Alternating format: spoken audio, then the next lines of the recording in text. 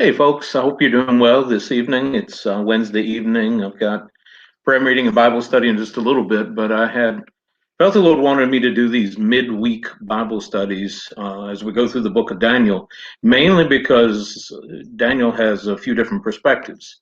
Number one, it's got the perspective of God's sovereignty. I mean, even though they're in captivity, Israel was sent there by God. It wasn't that the Babylonians overpowered them. And on my heart on Sunday mornings, we're talking about living in Babylon.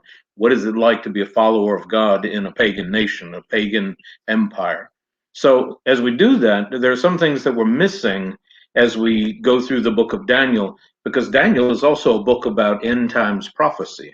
There's a great amount of truth there that we want to draw from and we don't want to lose. So, I'm doing these midweek studies to really give the snippets of prophecy that exist in the book of Daniel. Last week, we did Daniel chapter 3. This week I preached from Daniel chapter 4. No, Daniel chapter 2 last week.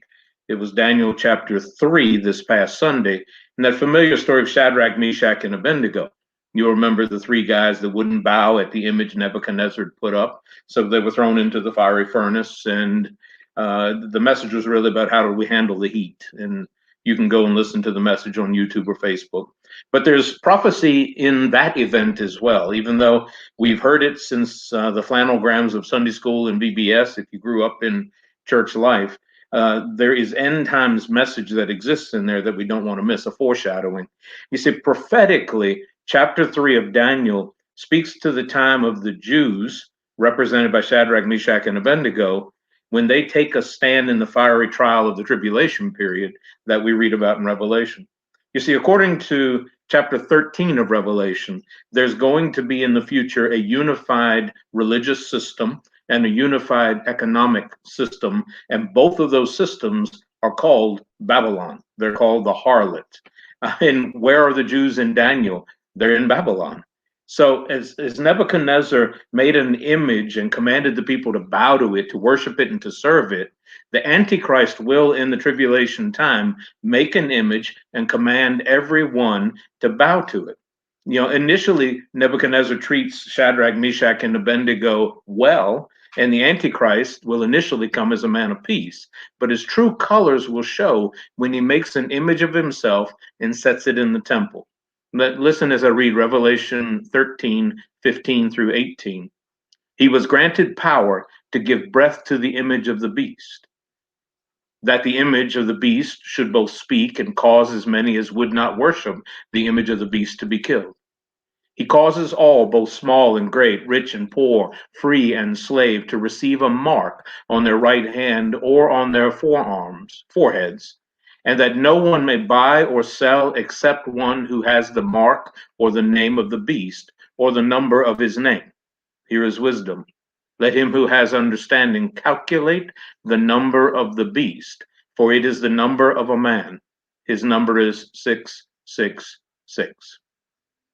The number of the beast in Revelation is 666. And if you go back to Nebuchadnezzar's image in Daniel chapter 3, it was 60 cubits high, 6 feet wide, and there were 6 kinds of instruments played. You see, the king's image in Daniel is a foreshadowing of the beast of tribulation. Now, here's the beauty part. In Revelation 19:20, the beast was captured, and with him the false prophet who worked signs in his presence, by which he deceived those who received the mark of the beast and those who worshipped his image. These two were cast alive into the lake of fire, burning with brimstone. The beast in Revelation gets burned in the very fire in which he sought to destroy the Jews. And eventually, the Jewish nation at last recognizes that the Lord is the Messiah. Like Shadrach, Meshach, and Abednego, they won't bow to the Antichrist, but will stand in the 7-year fiery furnace of tribulation.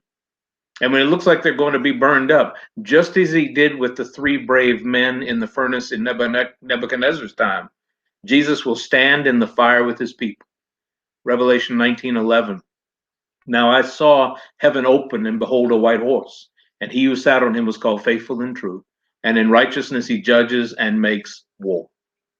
Jesus is going to return at the very point the Jewish people think they're toast. That's the end time message that Shadrach, Meshach, and Abednego lived in their time. It's going to be the end time message for the Jewish people. And my prayer is that you know that no matter what's going on in your life or what you experience here in this world, if you have a relationship with Jesus, as we said on Sunday, it's going to end in victory. I pray your blessings. The Lord blesses you. Good night.